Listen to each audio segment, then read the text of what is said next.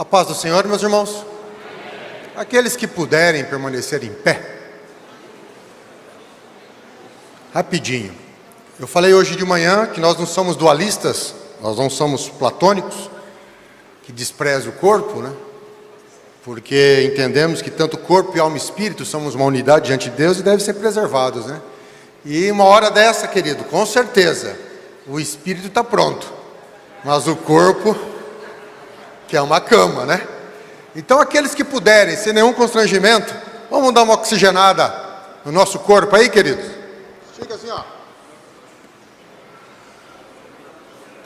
Agora estica a ponta dos pés. Vai lá.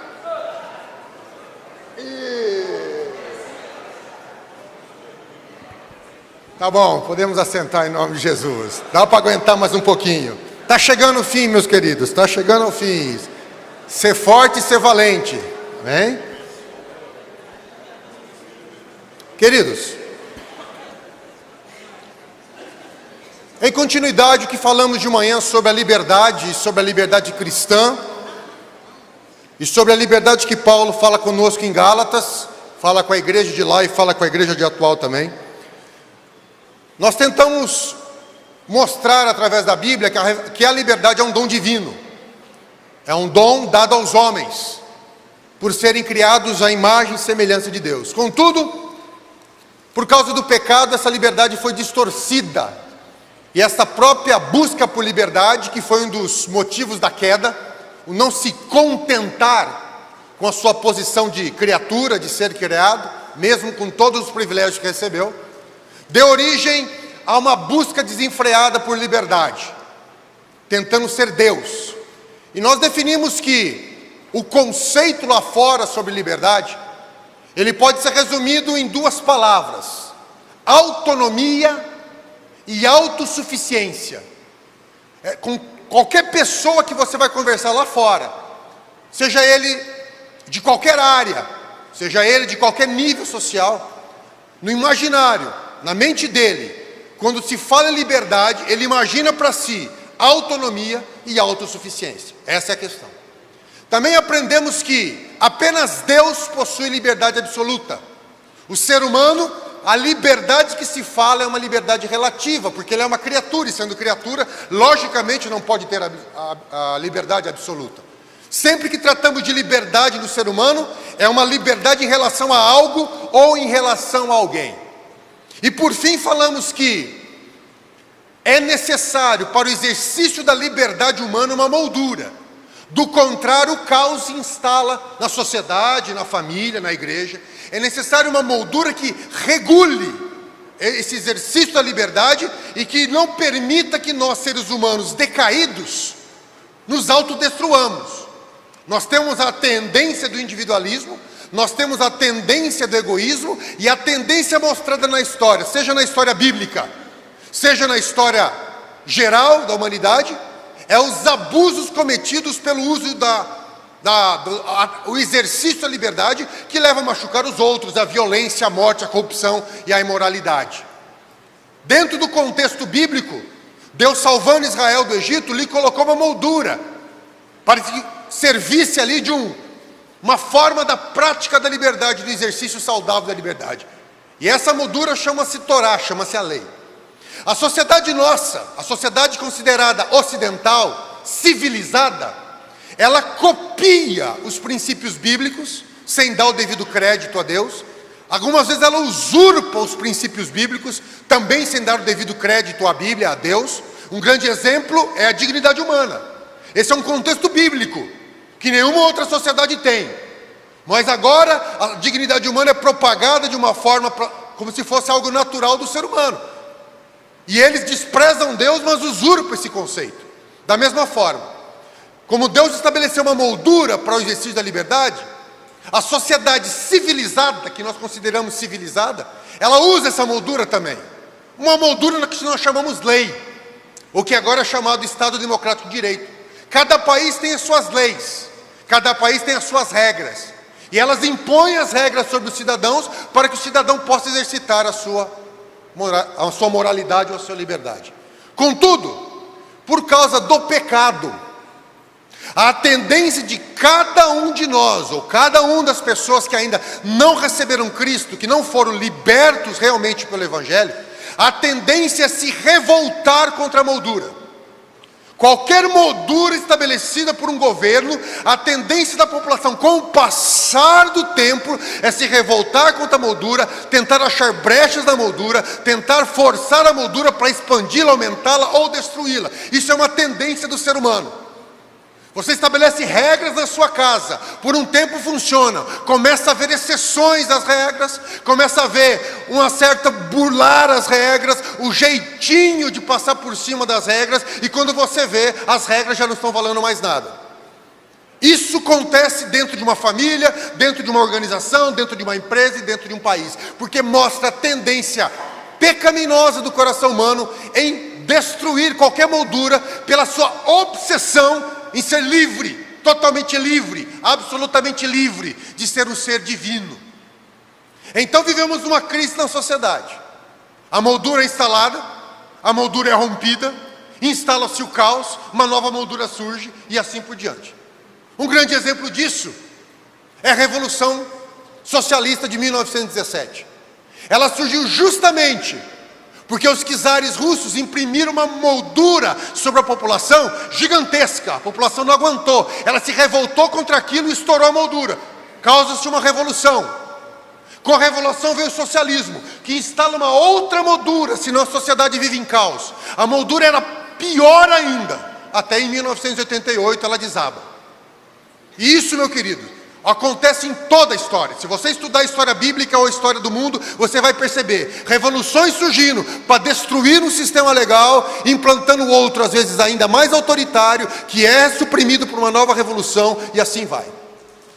Em termos de escatologia, é isso que vai acontecer. Com a chegada do anticristo, meus queridos, ele vai oferecer a quebra das molduras morais criadas por uma sociedade cristã. Ele vai destruir oferecendo liberdade. E quando o povo se voltar e aceitar a liberdade, ele está no regime totalitário como nunca antes houve na história da Terra. E só vai ser destruído pela volta de Cristo e pela novo céu e nova terra. Isso acontece em ciclos. E isso acontece em todas as nossas vidas. Por isso, meu querido, o problema da moldura tem que haver um equilíbrio. Quando nós vamos falar com uma pessoa, e essa pessoa não é regenerada, não tem a liberdade em Cristo, você pode colocar a lei que for, a moldura que for, pode funcionar por um tempo, mas logo, logo, ele vai começar a descumprir aquilo, vai começar a tentar achar brechas para se exercer a sua liberdade de forma plena. Não tem como, é uma tendência do ser humano. Por isso Paulo fala que a lei não funciona em relação ao problema essencial. Porque a natureza humana decaída, se não for regenerada, nenhum código moral funciona. É muito interessante isso. Se você chegar para qualquer pessoa e tentar dizer, isso é errado, não faça isso, isso não pode, ele vai olhar para você e dizer assim, por que não pode? Quem te falou que não pode? Não, mas por que não? É você que está dizendo para mim. Eu vou fazer e ninguém pode me impedir. Ah, você está falando? Isso é relativo. Então, dentro desse contexto, se nós formos discutir certo ou errado com as pessoas não regeneradas, não faz qualquer sentido para eles. Porque o impulso por liberdade é gigantesco. O que pode acontecer é, no sistema, você impor uma punição muito grande. Aí ele vai refrear o seu instinto por medo daquela punição. Ou então oferecer uma recompensa muito grande. Ele vai refrear o seu instinto querendo a recompensa. Mas dentro de si só está refreado. Porque dentro de si, se ele tiver oportunidade, ele rompe a moldura, ele rompe o código e ele vai expandir até o limite a sua liberdade. É essa a situação do ser humano. E não há qualquer outra solução. Já foi tentado. Sistemas de governo não resolvem. Formas de legislação não resolvem, porque é uma questão da essência e natureza humana. Então, em suma, é necessário o equilíbrio e a moldura. Se não houver um equilíbrio, há o rompimento, mas o rompimento é inevitável por causa da própria natureza humana. Agora fazemos uma pergunta aos irmãos. Se nossa liberdade, ela não é absoluta, A liberdade de nós como os cristãos. É uma liberdade verdadeira, mas não absoluta, que só pertence a Deus. E para o exercício saudável de uma liberdade, nós precisamos de uma moldura. Qual é a moldura da liberdade que o Evangelho traz? Qual é a moldura? É isso que se trata a carta aos Gálatas. Qual é a moldura que nos protege, que nos permite exercer a liberdade em Cristo, sem corrompê-la, sem deteriorá-la, sem contaminá-la? Qual é? João 8,36, nós já falamos aqui de manhã, diz assim: se pois o Filho vos libertar, livre. Quem disse essa frase? O próprio Jesus disse essa frase. Ele veio num ambiente, queridos, um ambiente complexo, um ambiente em que o povo de Israel estava clamando por liberdade debaixo do jugo do Império Romano, estava ali sendo oprimido em várias situações, economicamente, moralmente, socialmente. E aliás, aquela escravidão não vinha de agora, vinha desde a época da Babilônia. Eles nunca realmente conseguiram uma libertação desde o momento que foram para a Babilônia. E a hora que chegam lá, estavam ansiosos por liberdade. Eles queriam o Messias que os libertasse de Roma. Mas Jesus diz para eles o seguinte: olha, só se eu vos libertar, que verdadeiramente vocês podem ser livres. Só o Filho. Esta liberdade que vocês estão querendo não é suficiente, porque sai de um lugar e cai em outro. Você se livra de uma situação e cai na outra. O que Jesus está dizendo? A mensagem do Evangelho é uma mensagem essencialmente libertadora. Ela vem libertar o ser humano. Ela vem trazer liberdade ao ser humano. Mas embora toda escravidão que exista seja contrária à vontade de Deus, embora toda escravidão traga opressão, seja ele a nível social, seja ele uma escravidão por causa de uma condição econômica, por causa de uma condição física, seja ela a escravidão que for, seja a escravidão que houve com as pessoas da África, seja a escravidão que houve no tempo de Israel, no Império Romano, todas essas escravidões são tenebrosas. Mas a pior escravidão que existe é a escravidão do pecado. A pior escravidão, e que ela produz todas as outras, é a escravidão do pecado. E veja, quando a Bíblia chama de pecado, não está falando aqui de uma prática pecaminosa. Ele está falando nesta força que existe dentro de cada ser humano, de cada homem e mulher sobre o planeta, a esse impulso demoníaco de querer ser absolutamente livre, de querer ser autossuficiente, de querer ser autônomo. Esta é a grande situação que vive a humanidade. É isso, todo o caos social, todos os problemas, todas as discussões, todas as confusões, todas as guerras e conflitos que existem dentro do ser humano, meu querido, é causado por essa força incontrolável dentro da pessoa de querer ser Deus, de querer ser absolutamente livre, de querer ser autônomo e querer ser autossuficiente. Ser escravo de si mesmo. Ser escravo do egoísmo, ser escravo desse medo que existe dentro de cada um de nós, o medo do outro, o medo do próximo, o medo do amanhã. É situação, é essa condição que Cristo veio nos libertar. Você é só verdadeiramente, se o Filho de Deus, através do seu sacrifício, através da cruz, libertar você do seu maior opressor, que é você mesmo.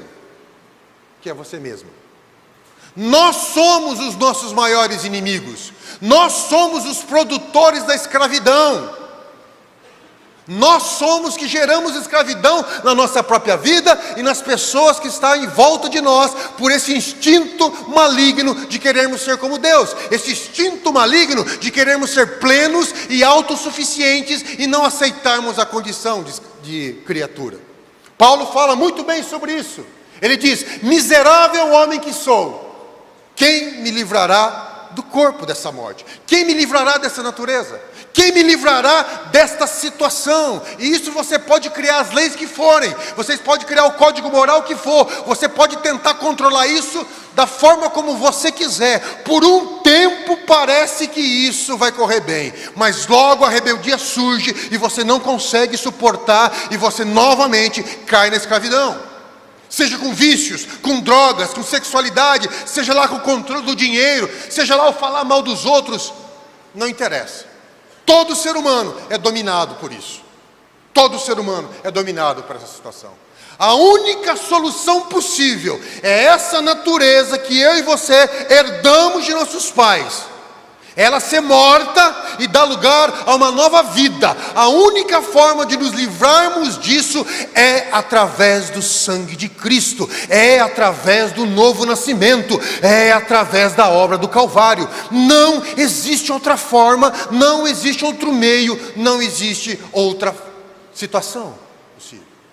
Por isso, Pedro nos fala: sabendo que não foi coisas corruptíveis, como prata ou ouro, que fostes resgatados, libertos da vã maneira de viver.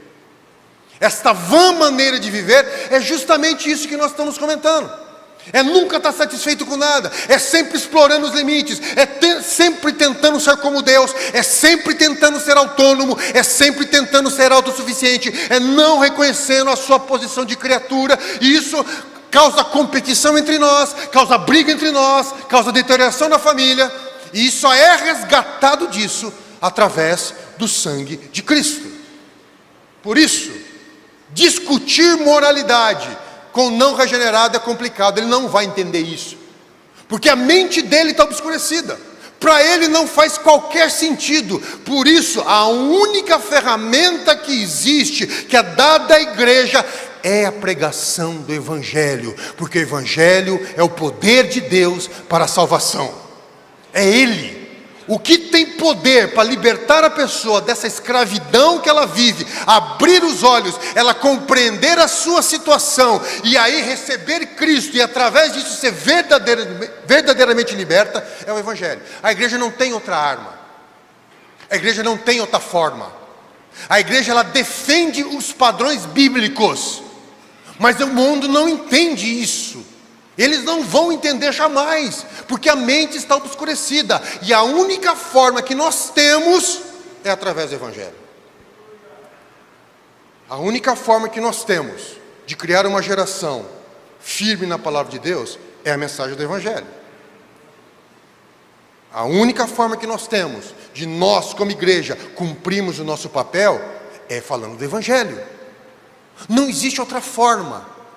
Se eu trocar o Evangelho por qualquer outra coisa, como está sendo feito no Brasil há décadas, trocando o Evangelho por bênçãos materiais, trocando o Evangelho por experiências sensoriais, trocando o Evangelho por normas, qualquer uma dessas coisas não funcionam. Talvez por um tempo você atrai uma multidão, talvez por um tempo você enche os templos, talvez por um tempo você vai ali satisfazer o seu ego de um resultado grande, mas é como uma casa construída na areia. Vem o vento e ela desaba, vem uma pandemia e sobe metade dos membros.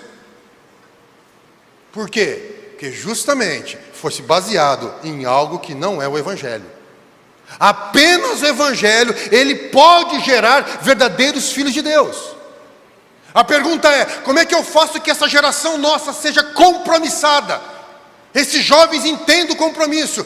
Vamos fazer, trazer táticas de atração desses jovens para a igreja. Não, querido, funciona por um tempo, depois para. A única forma de haver compromisso com o reino de Deus é através da mensagem do Evangelho, porque a mensagem do Evangelho transforma, a mensagem do Evangelho cura, a mensagem do Evangelho liberta a mente, desperta a mente, transforma a mente, e com a mente transformada, aí podemos experimentar a vontade de Deus. Imposições não vai funcionar. É apenas a igreja, ela tem que entender que a arma que ela tem é apenas o Evangelho de Cristo. Parece repetição, Essa é 2000 anos a mesma história, mas é a única história que a igreja foi autorizada a contar. É a história da cruz. Sem Cristo pode fazer qualquer coisa, continua escravo. Queridos, tudo é muito bom e nós devemos usar aquilo que Deus deu, porque todo dom perfeito vem do Pai das luzes. Tudo que está acontecendo, seja na tecnologia, seja pela graça de Deus, os serviços de psicologia que tem na igreja, os serviços de atendimento, de aconselhamento, tudo isso é muito bom, mas nenhuma dessas coisas pode suprimir a mensagem do Evangelho. Jamais, jamais. Essa é a grande questão. Se não for Cristo, se não for pelo sangue de Cristo, não há liberdade, verdadeira liberdade. O que você vai ter, talvez, é um conjunto de pessoas que adotam um comportamento, mas que na primeira oportunidade que ele tiver, a primeira brecha, ele já destrói aquela moldura. Sem o Evangelho, você tem cristãos aculturados. Cresceu no lar evangélico, vindo na igreja, está ali o tempo todo, mas não tem vivência. Dentro dele continua, ele segue certas normas, porque ele tem medo, ou porque espera uma recompensa de Deus ou dos homens, está ali, mas ainda dentro de si, o domínio pelo desejo de liberdade ainda existe. Por isso que ele não pode servir, ele não consegue servir ao corpo de Cristo, ele não consegue espontaneamente assumir o compromisso, porque quando ele assume o compromisso, ele está pensando assim: o que eu vou ganhar com isso? Ele não consegue. Ele não consegue ter relacionamento com os irmãos. Ele olha para a igreja e fala: não vou mais na igreja não, é lá cheio de gente falsa, cheio de gente fraca, cheio de gente pior que eu, vou ficar em casa cultuando. Esse tipo de pessoa ainda não conheceu o Evangelho. Ele é um religioso, ele é um aculturado no cristianismo, mas não conheceu o Evangelho, ainda está preso a si mesmo, ainda está preso às suas expectativas, ainda está preso aos seus desejos, ainda está preso aos seus impulsos. Apenas o Evangelho pode libertar, queridos.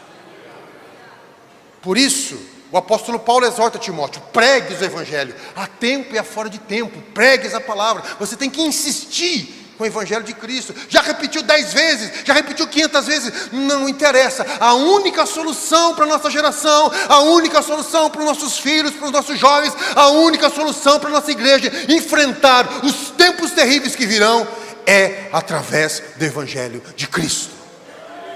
Não há outra. O resto são invenções humanas, o resto são táticas, são marketings, o resto são coisas que aparentemente dá certo, mas com o tempo ela não se sustenta. E que liberdade é essa? A liberdade da nossa condição, a liberdade do eu, a liberdade da busca por liberdade. Este é o grande efeito que tem a obra de regeneração de Cristo. Ela nos livra dessa obsessão pela busca de liberdade. Você encontra contentamento em Cristo, você encontra satisfação em Cristo, você encontra alegria plena em Cristo. Como Paulo diz: justificados, pois, pela fé, temos paz com Deus. É a liberdade, é algo sobrenatural. A liberdade para servir ao seu próximo, a liberdade para assumir compromissos, sem ficar no autocomiseração, a liberdade para se colocar à disposição, porque sem esperar nada em troca. Se vier bem, o reconhecimento veio, se não vier, isso não afeta você. Sabe por quê? Porque você é livre. Se as pessoas reconhecem o seu trabalho ou não, isso não importa para você, porque você é livre. Se as coisas funcionam do jeito que você planejou, não importa, você tem certeza que estavam fazendo a vontade de Deus, então você é livre. Se as coisas surgirem e você se alegrar, você dá glória a Deus. Se não sair da forma como você quer, você dá glória a Deus, porque tudo é dele, por ele e para ele, queridos. A questão de quem é verdadeiramente livre é que ele é livre de si, ele se esquece de si, e ele só vê Cristo. Ele olha para você e vê Cristo, vê o amor dele sobre você, vê o amor dele para a igreja. Ele vem aqui na igreja, não que a igreja venha suprir as suas carências, mas ele, como livre das suas próprias carências, diz: eis que estou aqui, Senhor, sou-lhe grato pelo que tem me feito. Como eu posso fazer para servir o seu povo? Como o profeta diz: eis-me aqui, Senhor, envia-me a mim. Apenas alguém livre, verdadeiramente livre, pode usar uma expressão como essa. E isso só vem através do Evangelho. Não vem através de um código moral, não vem através de tradições e de costumes, apenas vem através do Evangelho de Cristo. A liberdade do Evangelho é uma liberdade que me livra da construção da minha identidade. Lá fora dizem que eu sou livre para ser o que eu quiser, e que eu tenho que construir a minha identidade. A liberdade do Evangelho, ela me satisfaz com aquilo que Deus planejou para mim. Ser livre, plenamente livre, para ser aquilo que Deus planejou desde a eternidade que eu fosse. O seu filho amado, a sua filha amada, o seu representante, o seu embaixador aqui na terra. Nós somos livres para isso. Por isso eu não preciso ficar construindo a minha identidade. Eu não tenho crises existenciais. Quem é livre não tem crise existencial, porque ele se satisfaz com aquilo que ele é, ele se satisfaz com aquilo que tem, ele se satisfaz porque reconhece que tudo vem de Deus, vem da sua mão poderosa. Ele é livre, mesmo em momentos que ele não entende nada, ele não está compreendendo nada do que acontece, mas ele é livre porque ele descansa no amor de Deus. Senhor, eu não estou entendendo nada do que está acontecendo, mas uma coisa eu sei: eu sou livre por ti, eu sou livre da preocupação, eu sou livre do medo do futuro, porque tu és a minha esperança. Então venha o que vier, seja o que for, que a sociedade caminhe para onde for, nós somos livres. Nós somos livres. E essa liberdade, queridos, nós não encontramos em outro lugar sem Evangelho. E ele traz uma liberdade para mim como cristão, mas também traz uma liberdade para a igreja. A liberdade da igreja é essa. Por que a igreja é livre, mesmo sendo oprimida pelos homens? Por que a igreja é livre, sendo que ela é perseguida, é ridicularizada, é desprezada, é classificada de obscurantista, de retrógrada? Por que a igreja é livre? Porque podemos viver em qualquer século, em qualquer momento da história, em qualquer situação econômica, em qualquer momento. A igreja atravessou 2000 anos de extremos, variando de um lado para o outro. No começo da igreja, a igreja anunciava que Deus era o único e verdadeiro diante de um mundo politeísta. Hoje a igreja continua dizendo que Deus é o único e verdadeiro diante de uma sociedade ateísta. Mas não muda nada. A igreja, a liberdade da igreja é passar por todas essas situações de cabeça erguida, porque eu sei em quem tenho crido e que é poderoso para guardar o meu tesouro até aquele dia. É esta liberdade que sustenta a igreja, é essa liberdade que mantém a igreja prosseguindo. Não são conchavos com o poder desse mundo, é a liberdade que é em Cristo. É a única forma. A liberdade de consciência. Quando somos livres em Cristo, a nossa consciência é livre. É livre da culpa, é livre da necessidade de ficar agradando os outros, é livre da necessidade de reconhecimento social, é livre da necessidade de ser aceito pelo mundo, é livre da necessidade de provar que está certo o tempo todo, porque ele já é livre, ele tem a mente de Cristo. Assim como Cristo viveu nessa terra, enfrentou situações das mais diversas, era elogiado pelo povo, mas era criticado e chamado de endemoniado. Uma hora queriam fazê-lo rei, outra hora queriam crucificá-lo. Tudo isso da vida de Cristo, assim como as pressões que nós passamos na vida, tudo isso aconteceu, mas ele saiu vitorioso, porque ele é verdadeiramente livre, e somente ele pode trazer liberdade aos que seguem. Ele. A vida de Cristo foi baseada na seguinte frase: este é meu filho amado em quem tenho prazer. E era suficiente. Por isso Cristo pode dizer: eu só tenho uma comida e uma bebida aqui, é fazer a vontade daquele que me enviou. Só quem é livre pode fazer isso. Só quem é livre pode fazer isso. Porque quem não conheceu a liberdade do Evangelho ainda está preso. Está preso ao desejo de fazer a sua própria vontade.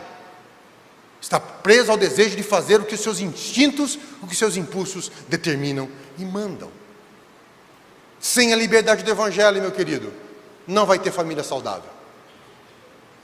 Sem a liberdade do Evangelho, minha querida irmã, meu querido irmão, não há um casamento saudável. Apenas desconfiança. Um vigiando o outro para ver o que o outro está fazendo de errado. Né? E agora, muitas famílias, nenhum sabe a senha do celular do outro, né? Que o medo. Mas quem é livre não tem medo. Quem é livre de si mesmo não tem medo de esconder nada. Não precisa esconder nada. Não precisa ocultar nada. Porque ele conheceu a verdade que liberta. Ele conheceu Jesus Cristo. Então, se você tem medo, é porque ainda você não é liberto. Ou ainda é um infante que precisa de muito leite para se fortalecer. Porque do contrário, querido, você não vai encontrar liberdade fora do Evangelho. Só dor e destruição. Porém, como eu disse, mesmo a liberdade que o Evangelho nos traz, não é uma liberdade absoluta. A liberdade absoluta pertence apenas a Deus. Nós ainda vivemos aqui, temos que enfrentar a nossa carne, temos que enfrentar situações, somos mortais e somos falhos. Então nós precisamos de uma moldura para poder exercer a liberdade que Cristo nos deu. Qual é essa moldura agora?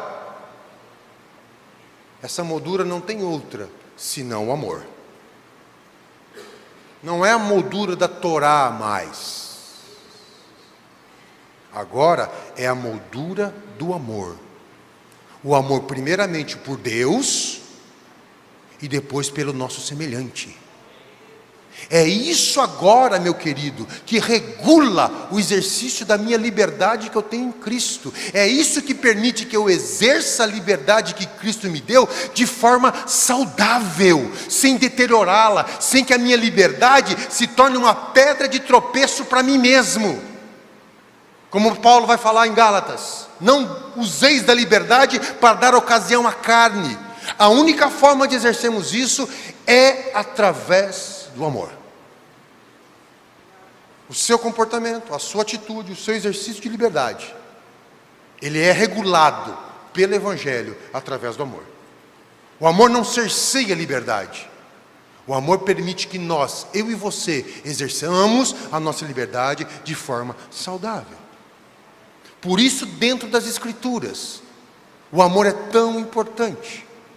Por isso Paulo exorta, João exorta, Pedro exorta do amor uns pelos outros, porque é este amor que vai mostrar como eu exercito a minha liberdade. Se o exercício da minha liberdade for prejudicar você, for entristecer você, for magoar você, eu sou livre para me abster.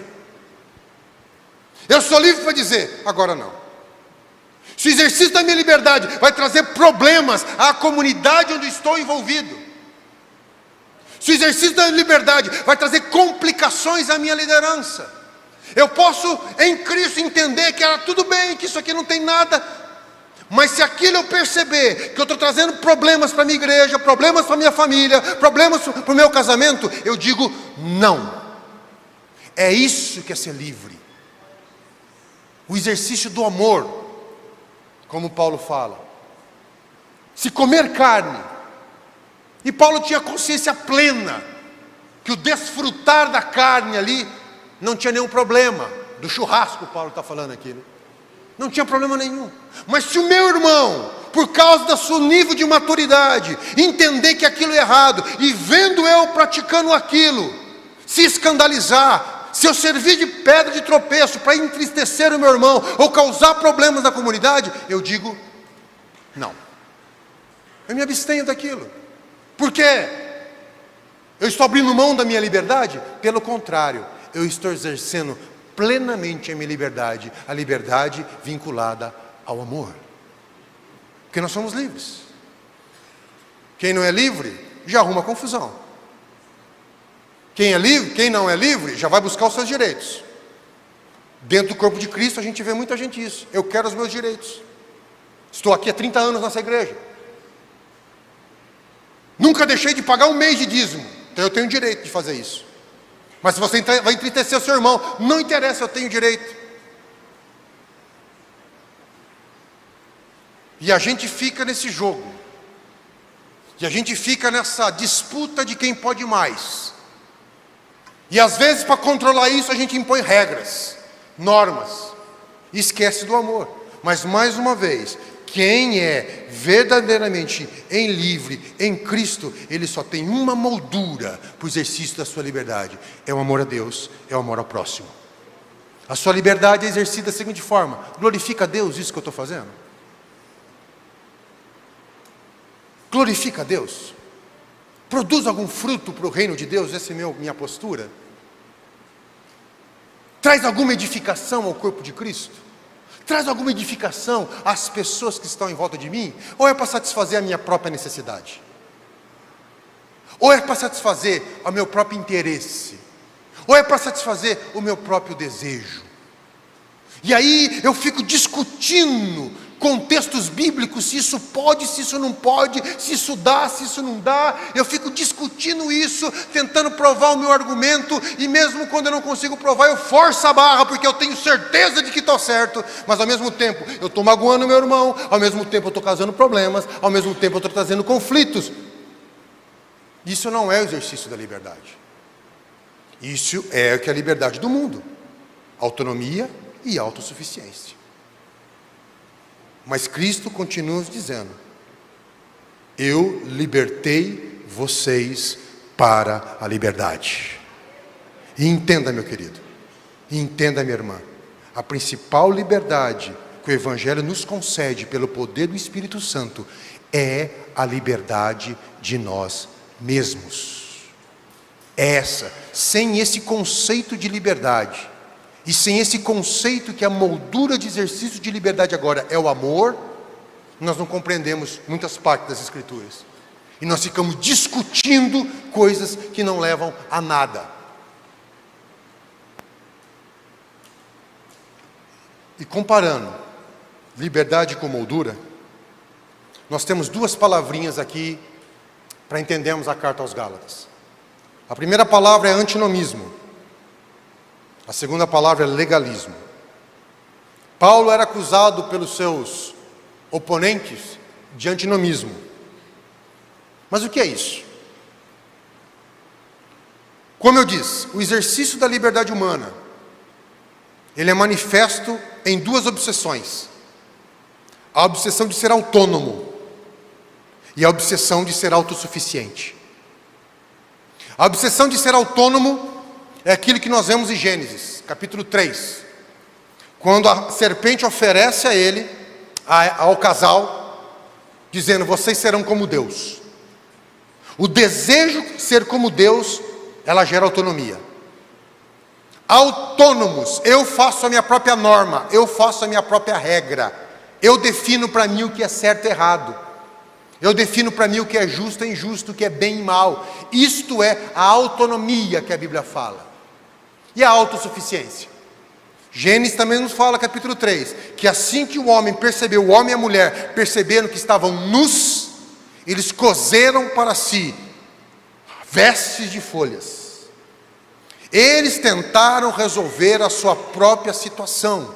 Ao invés de pedirem, de clamarem pela misericórdia divina diante do erro cometido, eles se escondem de Deus e, para tentar tampar a sua própria nudez, eles mesmos tentam dar um jeitinho, eles mesmos tentam arrumar uma solução, eles tentam mesmo provar: nós caímos, mas nós somos capazes de sair do buraco onde nós caímos. Isso chama-se autossuficiência.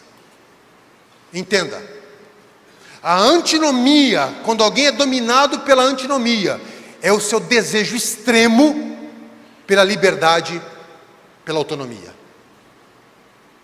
E isso ele não quer seguir regra nenhuma, ele não quer seguir moldura nenhuma, ele não quer seguir norma nenhuma. Ele faz o que dá na cabeça dele. Mas por outro lado nós temos o legalista. O legalista que parece que é santo. O legalista que parece que é certo, correto. O legalista que parece que é aquele que assume as normas, mas dentro do seu coração, se não tiver regeneração de Cristo, o legalista ele quer ser autossuficiente. Ele quer provar para os homens, quer provar para Deus, quer provar para si mesmo que ele consegue, que ele pode, pelos seus próprios méritos, ele consegue se controlar. Pelos seus próprios méritos, ele consegue resolver o problema do pecado. Pelos seus próprios méritos, ele será aceito diante de Deus, porque ele consegue ter um comportamento adequado. Isso fica claro na parábola de Lucas 18, do fariseu e do publicano. O fariseu chega diante de Deus e diz: graças te dou a Deus, porque eu não sou como os demais homens. Eu jejuo 3 vezes na semana. Eu oro. Eu dou o dízimo. E ainda te agradeço mais ainda de não ser como esse publicano. Esta é a essência do legalismo. O legalismo é mais uma expressão. São moedas. É a mesma face da mesma moeda. O desejo e a obsessão por liberdade do ser humano não regenerado. O desejo de, pela sua própria força, ele alcançar a sua própria salvação. O desejo que pela sua própria força, ele alcançar a sua redenção. O desejo que pela sua própria força, ele controlar os seus impulsos. E ele chega e diz: eu consigo. E como é que ele analisa? Analisando você que não consegue. Ele olha para você, porque você tem que ser referência para ele. E os seus fracassos aumentam o seu orgulho. Aumenta a sua soberba. Porque diante de Deus ele acha que ele consegue. Diante de Deus ele acha que é diferente dos outros homens. Onde todos falharam, eu não falharei. Onde todos pecaram, eu não pecarei. Me dá um conjunto de normas que eu sigo e eu vou mostrar como eu posso fazer. Sim, eu reconheço que tem um problema, mas eu posso resolver o problema pela minha própria competência. É esses 2 grandes problemas que a gente vê. Os antinomistas, muitas vezes não religiosos, desprezam a religião, desprezam qualquer coisa em relação à espiritualidade e querem viver a sua vida no que dá na cabeça. Mas nós temos os legalistas. E por definição, muitas vezes os legalistas estão dentro da igreja. Eles convivem dentro da igreja. E para justificar a sua posição, eles apontam o dedo. Eles criticam. Eles não têm a capacidade de estender a mão. Mas eles sim, eles gostam de levar os problemas para o pastor. Você está vendo aquele irmãozinho lá? Você está vendo o que ele fez? Está vendo o que ele faz? O senhor não vai dar um jeito? Eu nunca fui assim. Eu sempre segui as regras. O legalista ele tem uma obsessão de analisar os outros, porque o legalismo só funciona através de comparação. Para funcionar para o legalismo, a sua soberba, ele precisa olhar para você o tempo todo e ficar se comparando. Quem é mais espiritual? Quem é menos espiritual? Quem canta mais? Quem canta menos? Quem prega mais? Quem prega menos? Quem é usado por Deus? Quem não é usado por Deus? Ele fica comparando o tempo todo ele e as pessoas, e aí ele começa a segregar. Ele começa a colocar aqueles que estão acima dele, que ele fica com inveja, e começa a colocar aqueles que estão abaixo dele, que daí ele tripudia.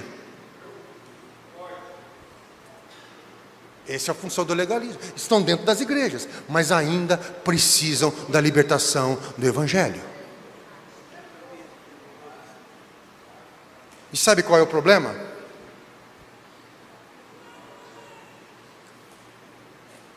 Ouçam o que eu vou dizer agora, que é muito importante. Tão grande, ou até pior, do que fazer uma coisa errada. Eu estou falando de coisas morais, tá? Tão prejudicial, tão destrutivo, ou às vezes mais, do que fazer uma coisa errada, é fazer a coisa certa com o coração errado. Porque quando você faz uma coisa errada, a consciência acusa. Acusa ou não acusa? Agora o problema é quando você é legalista, fazendo a coisa certa aos olhos do mundo, aos olhos da igreja, aos olhos do pastor, mas o seu coração é obscurecido pelo pecado. E aí você não tem chance de arrependimento, porque na sua cabeça você é melhor que os outros. Porque na sua cabeça você faz tudo certo e os outros errados. Porque na sua cabeça não tem ninguém mais santo que você naquela comunidade onde você vive. Os conflitos dentro das igrejas normalmente ocorrem. Há aqueles que não se submetem à moldura do amor.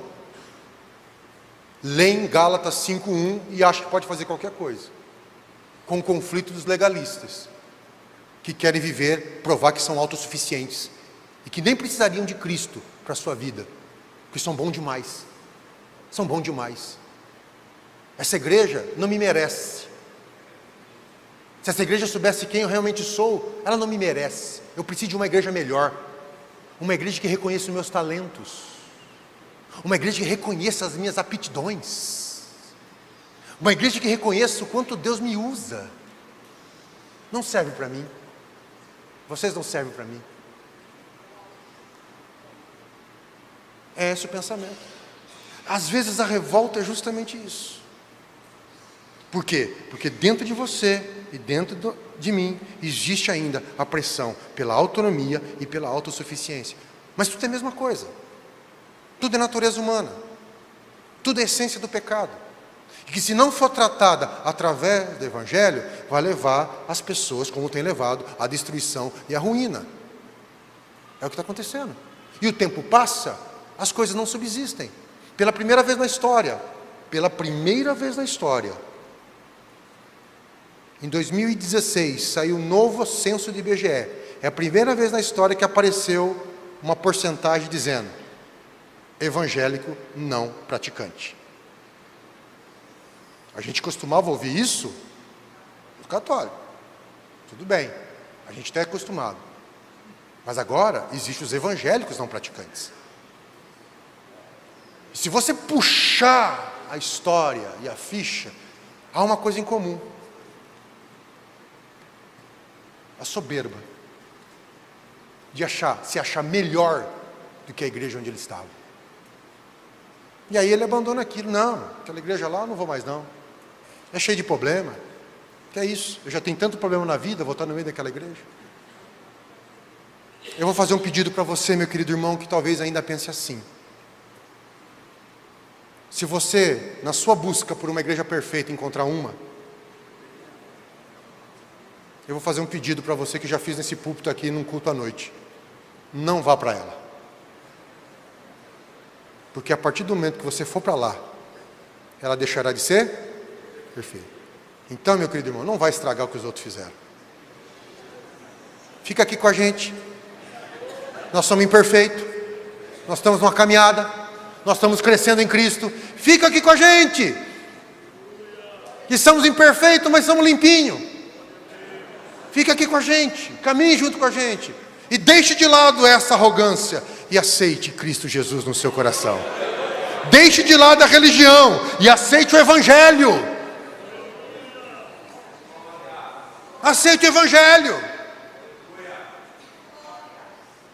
Quando a pessoa conhece o Evangelho, quando ela é transformada pelo Evangelho, toda essa máscara cai. A frônese de Cristo, como diz Filipenses 2, brota na mente dele. Ele começa a considerar a igreja prioridade em relação aos seus próprios desejos. A família dele prioridade em relação aos seus próprios desejos. Os filhos, a esposa, o esposo prioridade. Ele considera o próximo prioridade. Sabe por quê? Só quem é livre pode isso. O antinomista e o legalista não pode, mas o salvo em Cristo pode. Pode. Isso significa que nós podemos em Cristo, não pela nossa própria força, mas pelo poder do Evangelho que é em Cristo Jesus, o nosso Senhor. Por isso, muito cuidado, queridos. A disputa que existia na igreja de Gálatas é justamente esta. A disputa de pessoas que se achavam autossuficientes e que minimizavam a obra de Cristo. E isso estava causando mais problema na igreja do que a própria perseguição do Império Romano ou das pessoas em volta dos crentes que os perseguiam. Às vezes, queridos, o grande problema está dentro.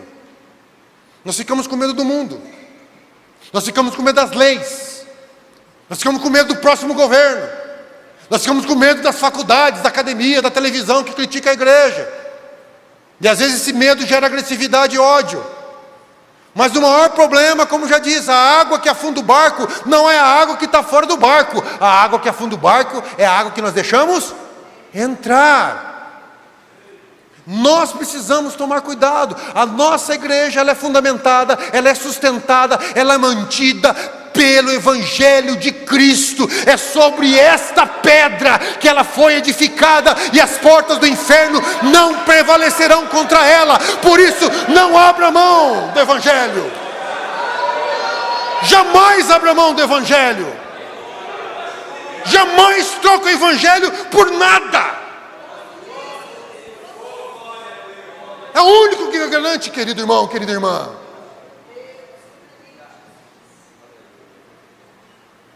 Tudo bem até aqui? Podemos avançar um pouquinho mais? Já chegou na metade, não? Um pouco mais da metade. Olha como Deus é bom. Só tem mais uma meia aula e mais uma manhã para vocês ficarem livres de mim. Olha que glória a Deus por isso. Como a coisa passa, né? Vem e vai. E agora, queridos? Com isso em mente, a liberdade humana, o desejo de autonomia e autossuficiência, que se manifesta no antinomismo e no legalismo. A liberdade que só há em Cristo. Agora sim, você e eu podemos ler a carta de Gálatas com outros olhos. Porque às vezes a gente lê a carta de Gálatas, fala um negócio lá do passado. Não tem serve para mim agora não. Negócio de circuncisão. Alguém aqui tem problema com circuncisão, meu irmão? Tem problema, querido? Acho que não, né? Alguém aqui tem problema com bacon? Tem? Alguém aqui tem problema, só se for de colesterol, né? Aí tudo bem. Mas problema de consciência com o bacon? Não. Então parece que é uma coisa distante. Parece que é uma coisa, não, Paulo tratou de um assunto complicado lá e ficou registrado. Não. O problema lá é muito mais sério. É muito mais profundo do que a questão da circuncisão, a questão do sábado, ou, né, que hoje tem problema ainda, um monte de gente brigando aí por causa do sábado, e a questão do comer um X-Bacon. Tem muito mais do que isso, querido. É muito mais profundo. Por isso nós precisamos analisar algumas coisas. Paulo, ele começa a carta dele de uma forma diferente. Nenhuma carta dele tem o que ele coloca. Ele já começa dizendo, Paulo apóstolo. E ele já começa descendo a lenha. Não por parte de homem algum, mas por Jesus Cristo e por Deus Pai, que o ressuscitou dos mortos. Paulo já começa dizendo, olha que eu sou apóstolo, mas não é porque alguém me nomeou apóstolo não, viu? E também depois ele fala que não é porque ele quis não. Isso é Deus que chamou. É Deus que levanta e chama quem Ele quer, quando Ele quer e onde Ele quer, meu querido. O que a igreja de Cristo nós fazemos, apenas reconhecemos o ministério que Deus já deu, mas quem chama é Deus. E ele diz o seguinte, aos irmãos que estão comigo na Galácia. E aqui tem um outro segredo da carta. Paulo está triste. Paulo está decepcionado com a igreja. Paulo está frustrado com aquela igreja. Paulo está bravo com aquela igreja. Ele usa termos aqui que ele não usa em nenhuma carta. Chama eles de louco, de insensato, de infiéis, de enfeitiçados. Termos fortíssimos.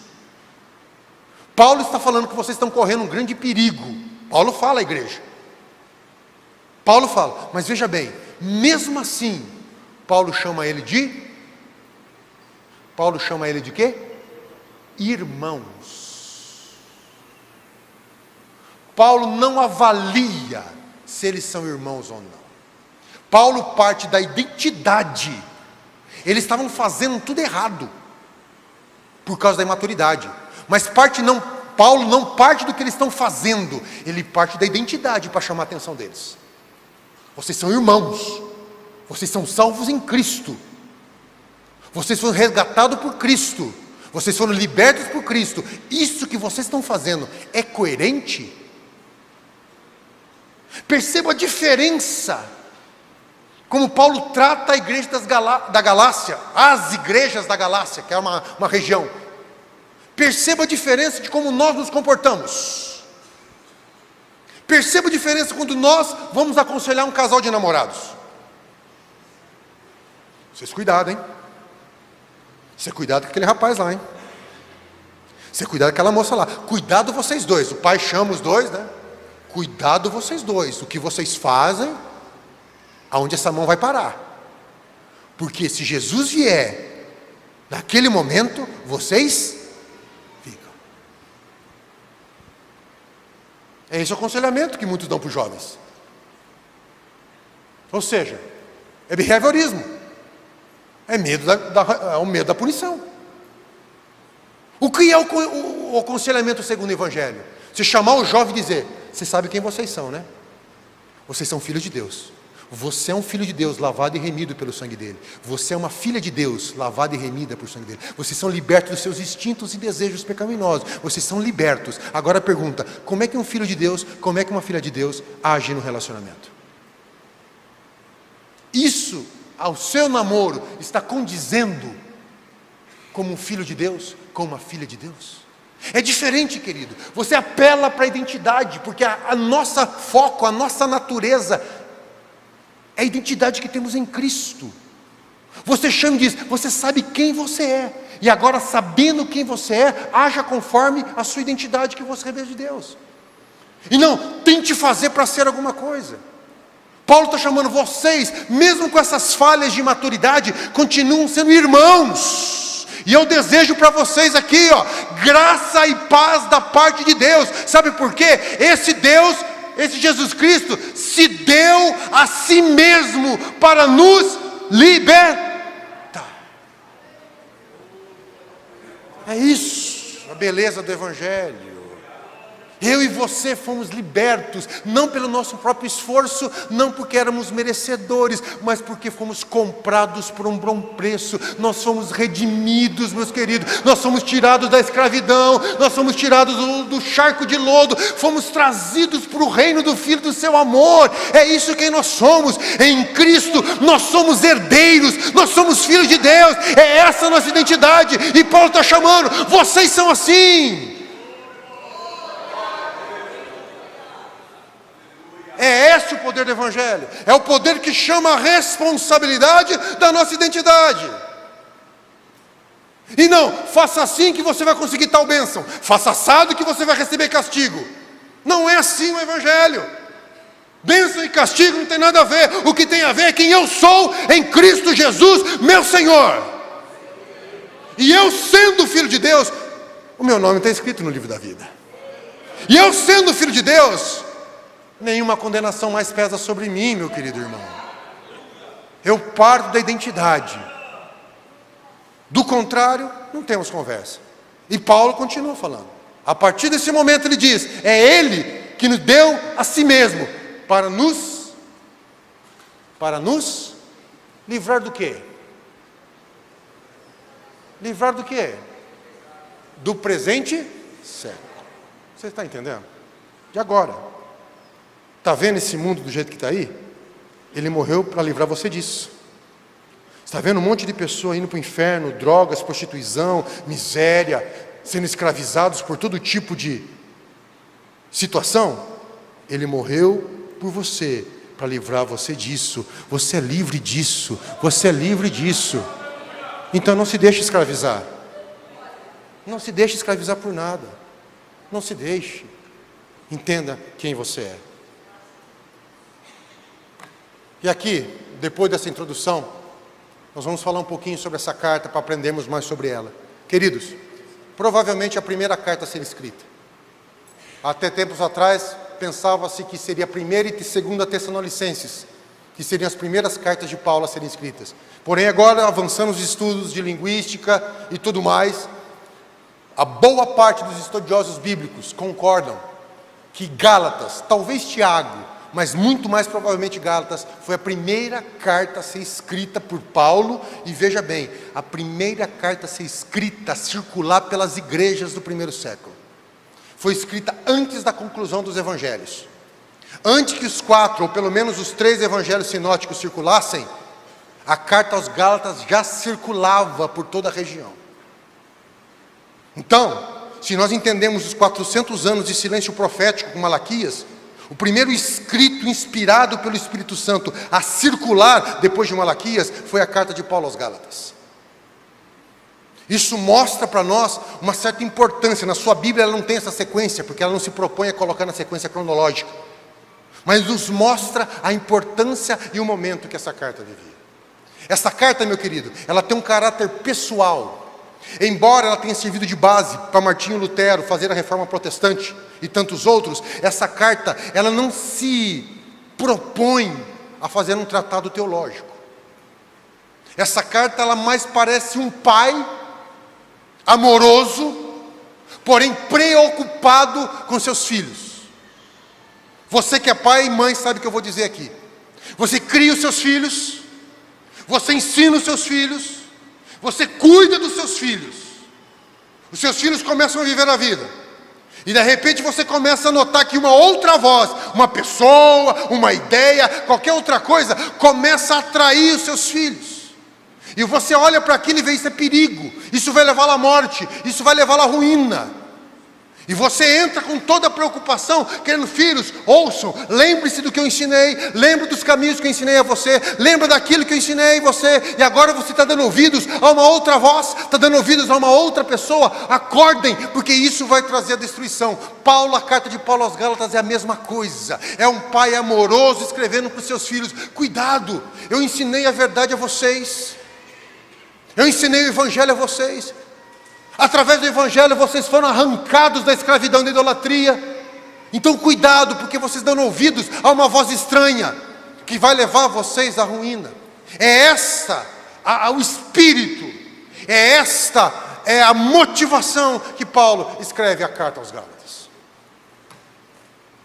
E a outra coisa que temos que entender da carta aos Gálatas, a sua mensagem principal.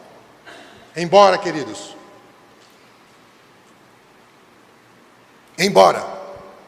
nós tenhamos falado desde o início da manhã aqui sobre liberdade, embora muitos estudiosos considerem a carta de Paulo aos Gálatas como a carta da liberdade cristã, o assunto principal da carta de Paulo não é a liberdade.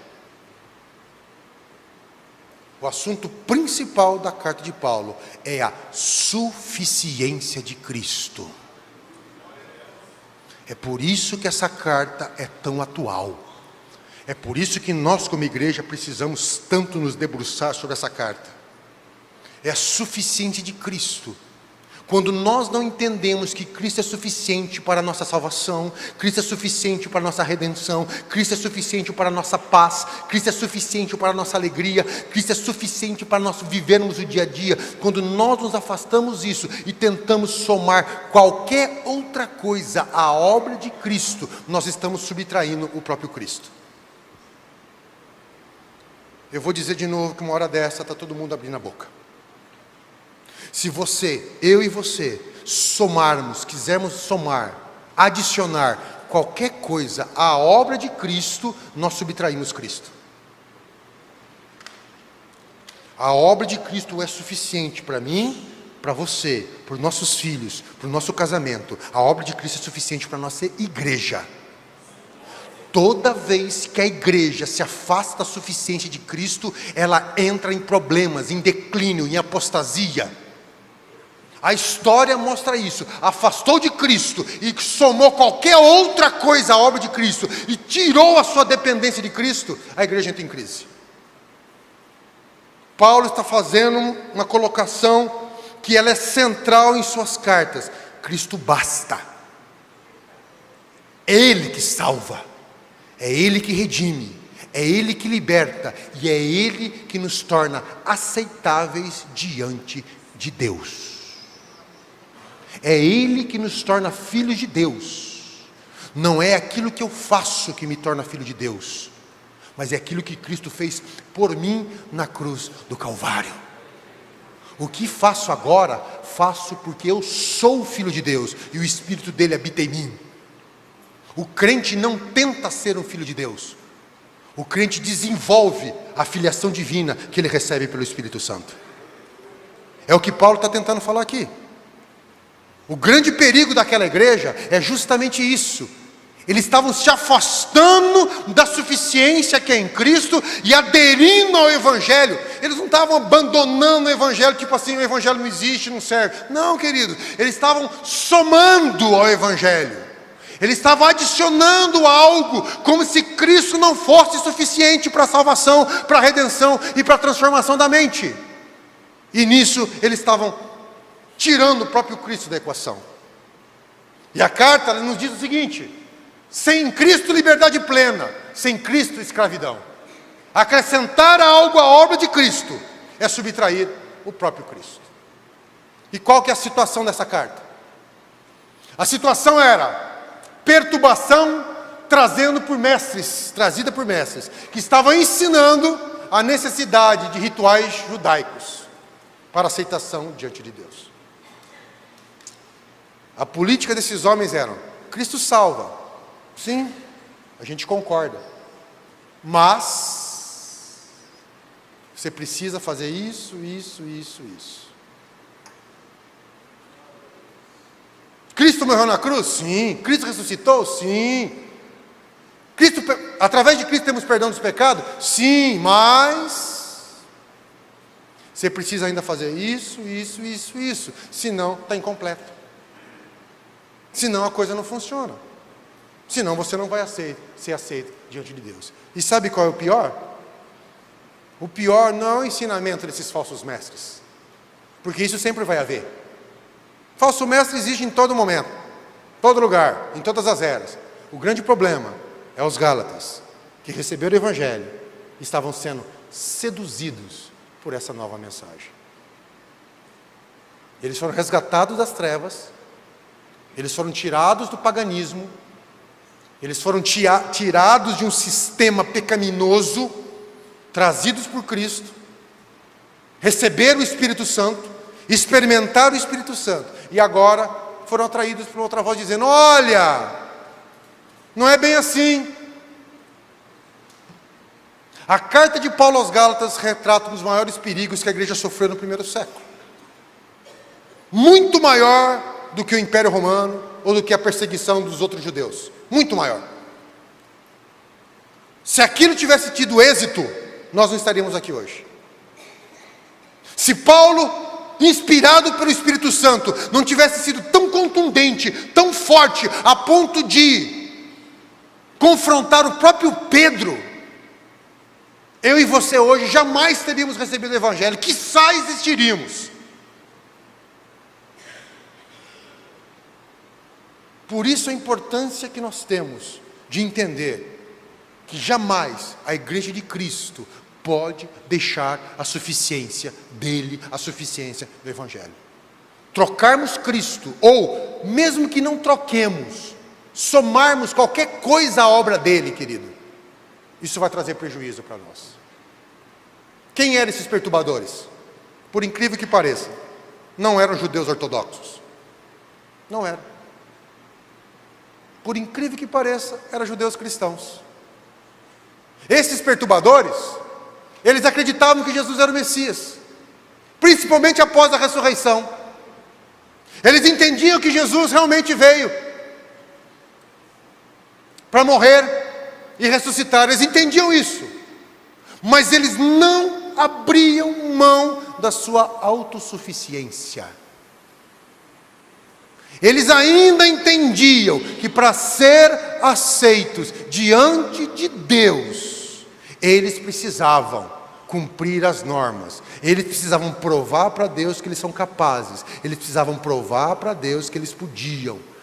Eles viam Jesus como Messias, até entendiam que ele ressuscitou dos mortos, mas no seu coração eles não se submetiam em humildade à obra de Cristo. Sim, Cristo salva, mas Para você ser aceito, você precisa cumprir as obras da lei. Para você ser aceito diante de Deus, justificado diante de Deus, para ser realmente um filho de Deus, para ser aceito no povo de Deus, você precisa seguir um código moral. Qual que é a motivação? Orgulho.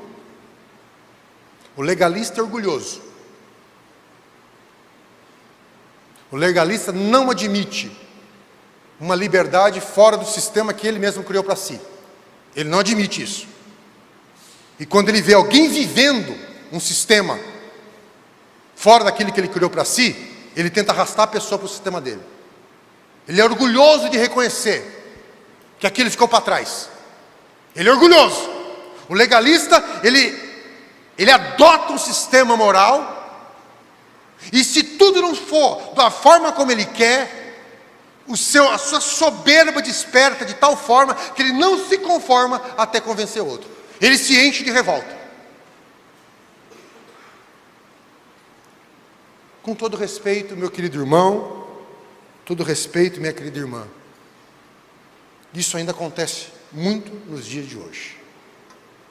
Por algum motivo, você foi criado e aprendeu que aqui no púlpito só pode pregar de terno e gravata. Você foi criado nisso, a vida inteira. E aí sobe alguém sem gravata, ou sem terno, ou de camiseta. Não interessa a mensagem que ele traz. Não interessa como Deus possa ter usado. Para você, tudo vai jogar fora, porque ele não está da forma como você queria que ele estivesse. Você não aceita, você se revolta. Você se revolta. Você foi criado, meu querido irmão, gerações mais antigas aí passaram muito por isso, alguns crentes são revoltados. Porque no tempo dele, ele foi criado e ensinado num sistema que não podia praticar esportes. Não podia, de jeito nenhum. Educação física tinha que levar uma cartinha do pastor para dispensar a criançada. Ah, não era assim? É. Só que agora vem uma nova geração. E essa nova geração não vê nenhum problema nisso. Aliás, que não existe problema mesmo. Só que essas pessoas não aceitam. Isso não pode, na minha época. Não aceita de jeito nenhum. Porque ele quer impor o seu legalismo. Ele não admite que a coisa mudou. Ele não admite que talvez o seu sistema não era tão coerente assim. E isso e inúmeras outras coisas que nós poderíamos falar. O legalista, ele é criado dentro do sistema e depois ele não é regido pela lei do amor. Ele é regido pelaquela norma. E nada e ninguém pode mudar. E se ele conhece alguém que não tem a mesma convicção dele, ele não aceita. Ele entra em revolta. E para ele que está certo. Os restos estão errados. E veja bem, não estou falando de Cristo. Eu estou falando de um conjunto de costumes, de tradições. De um conjunto de códigos comportamentais que a tradição cuidou. Os irmãos, talvez não tenha ninguém mais aqui. Mas uma das divisões entre denominações do passado foi justamente o uso do chapéu. Porque o homem era obrigado a usar chapéu. E aí os irmãos da igreja, isso, meu Deus do céu. E aí se dividiram. Os que andam sem chapéu, os que andam com chapéu. A pergunta é, alguém anda com chapéu hoje em dia? Queridos, tradições e costumes são saudáveis para qualquer comunidade, para qualquer família. Elas conservam, elas mantêm, elas trazem identidade, elas trazem unidade. Mas jamais padrões e costumes podem ser barreiras para a comunhão em Cristo Jesus. Jamais. Continuamos dizendo que Cristo é suficiente. Continuamos dizendo que a igreja se baseia em Cristo, na palavra dele, no evangelho dele, e não em conjunto de normas que a tradição cuidou, que talvez serviram por um tempo, mas agora não serve mais. Vou perdoar aqui. Você foi criado ouvindo que crente não pode ter barba. E agora você vê uns irmãozinhos de barba. Alguns são feios mesmo, né? Se fosse eles tiravam, porque é feio. Outros até razoavelmente. E aquilo já tira a sua comunhão. Você não aceita isso. Você não quer saber disso. Aquilo já perde todo o valor para você. Você não quer ter mais comunhão com a pessoa, não quer conversar com nada com a pessoa, nada. Queridos, isso é face do que está acontecendo em Gálatas. Esses judeus cristãos não queriam aceitar que a lei ficou para trás, que uma nova aliança foi inaugurada, que agora o centro da nossa comunhão e da nossa fé é Cristo,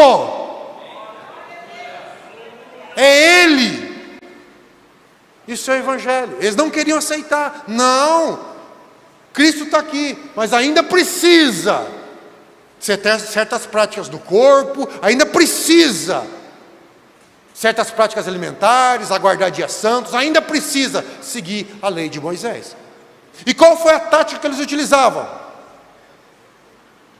Eles ridicularizavam o apostolado de Paulo, desqualificavam Paulo. Chegou para aquela igreja e dizia assim: Paulo trouxe o evangelho incompleto. Aliás, Paulo não é nenhum daqueles 12 apóstolos. Vai lá, conta os 12. Os 12 eu posso dizer quem são. Paulo não está entre eles. E como é que então vocês recebem o evangelho desse? Normalmente é assim. O legalista, ele não tenta ver a coerência do seu sistema. Ele tenta criticar o outro, desqualificar o outro, apontar o dedo por outro, porque o legalismo trabalha com comparação. Ele não trabalha baseando a verdade com a verdade.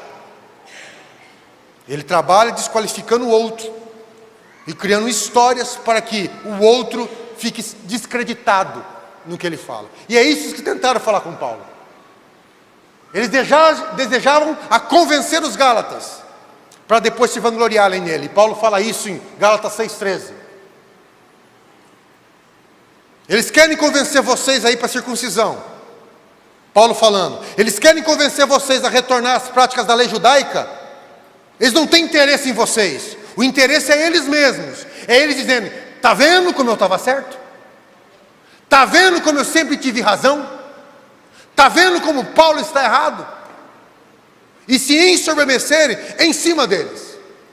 Mas tem outra coisa que o legalista sempre protege. O legalista não quer sofrer perseguição. A cruz de Cristo naquele momento era motivo de perseguição dos judeus ortodoxos. Eles queriam aceitar Jesus, reconhecer Jesus como Messias, mas não queriam entender a suficiência de Cristo. Justamente, meu querido irmão, para não sofrer perseguição dos seus pares. Porque o legalista, ele tem uma intenção só: a autossobrevivência, a autorrealização, seja em cima de você, seja em cima de qualquer pessoa. E caminhando para o final, para depois continuarmos, eu digo: isso não leva a nada, querido.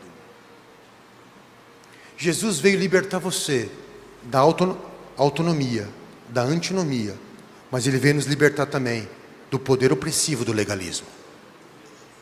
O que Jesus quer oferecer para nós, meu querido irmão, é uma liberdade verdadeira, baseada em amor. O Evangelho é muito maior do que um código moral e comportamental. O Evangelho é uma mudança de mente. O Evangelho é uma novidade de vida. O Evangelho destrói as barreiras. Através do Evangelho, nós não mais nos comparamos uns aos outros. Nós não mais nos segregamos entre A, B, C, mais ou menos espirituais. Dentro do Evangelho, nós reconhecemos que todos somos pecadores. E dentro do Evangelho, nós reconhecemos que todos fomos redimidos pelo sangue do Cordeiro. Por isso eu posso olhar para você e dar a mão. Seguir. Sem preconceitos de tradições e de costumes. Olhar para você, desde que o nosso referencial seja Cristo. E desde que a nossa liberdade seja exercida conforme a palavra de Deus. Conforme o amor de Cristo. É a palavra de Deus que baliza os nossos relacionamentos. É o amor de Cristo que baliza o exercício da nossa liberdade, e não legalismo e não antinomismo. Por isso, queridos, é um chamado hoje para a igreja. A igreja nunca precisou tanto na história de se voltar a Cristo, de cair de joelhos diante de Cristo. Tu és Senhor, Tu basta para a minha vida, Tu basta para a minha vida, Tu basta para a minha alegria, Tu és o pão da vida que sacia a minha fome, Tu és a água da vida que tira a minha sede, Tu és Senhor do meu viver. Nós precisamos retornar a isso, queridos. Não se apoiar em homens, em sistemas, em códigos. Nós temos que se apoiar em Cristo, porque a salvação está nele, a liberdade está nele. Fora dele, nada vale a pena. Fora dele é só religião. Fora dele é só disputas entre nós. É só competição entre teologias e denominações. Mas em Cristo Jesus somos um. Somos uma família, a família de Deus, a família reunida, a geração eleita, o povo santo, o sacerdócio real. Chamados para anunciar as virtudes dele, enquanto há tempo, cumprindo o nosso ministério, sabendo quem nós somos e o que ele fez por nós na cruz do Calvário. Fiquemos em pé, em nome de Jesus, querido. Louvado seja o teu nome. Querido, não tenha medo do Evangelho. Não tenha medo do poder transformador do Evangelho. Grandes crises que acontecem na nossa igreja, nas nossas igrejas hoje, é porque nós estamos descrendo do poder do Evangelho. É o poder do Evangelho que tem poder para transformar o mais rebelde dos jovens, o mais rebelde das jovens, o mais legalista dos homens. É Ele que tem poder, e não nossos discursos, retóricas e argumentos teológicos. É Cristo, apenas Cristo, porque foi Ele que morreu na cruz, porque foi Ele que venceu a morte, porque foi Ele que ressuscitou, porque todo o poder e autoridade foi dado a Ele, porque é Ele que está no trono, porque Ele é o único digno de abrir os selos. Ele é o Cordeiro de Deus que venceu.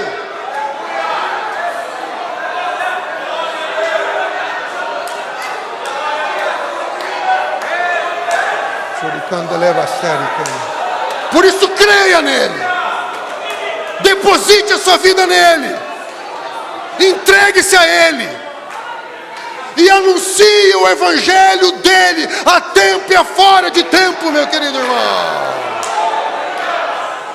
Senhor, nós te agradecemos pela Tua graça, pela Tua bondade, te agradecemos pelo Teu poder em nossas vidas, te agradecemos porque em Cristo Jesus somos verdadeiramente livres, Senhor.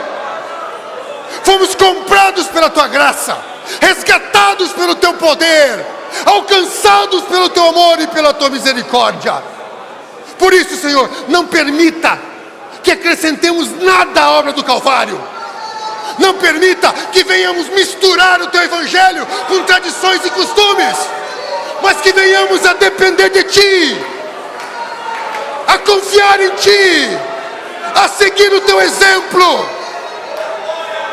porque Tu reinas sobre tudo e sobre todos. Tu és o nosso Senhor, Tu és a nossa liberdade, Tu és a nossa fonte de identidade, e nós somos os Teus filhos, os Teus servos.